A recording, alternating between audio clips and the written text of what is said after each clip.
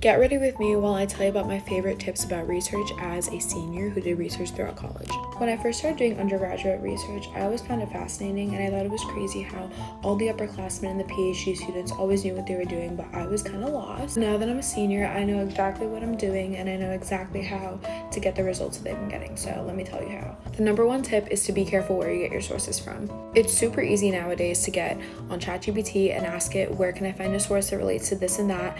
Don't do this. Literally just go on Google Scholar or Inara and look for sources there that relate to your topic. It's not that hard. You need to put in effort. Trust me, almost any way that you try to use it, it's not going to be successful. It's going to yield fake results, and it's just going to get you in trouble. I would say keep all your sources, information, planning, templates, everything in one place.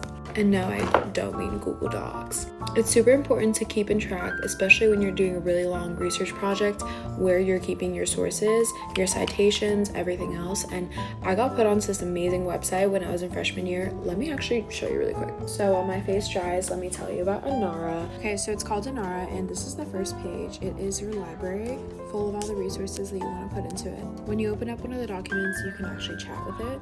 So you can ask it questions, which really helps with clarifying, and it gives you all the important information. And to make things even better, you can find exactly where they found it in your article. That is by far the most ethical way to use AI without cheating, keeping your integrity, and actually helping.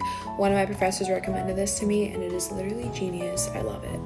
Third is to make good connections, and don't be afraid to ask upperclassmen for help. If you're a freshman, you feel like you don't know where you're going, find people in your research group that are a little bit more experienced and ask for what they did.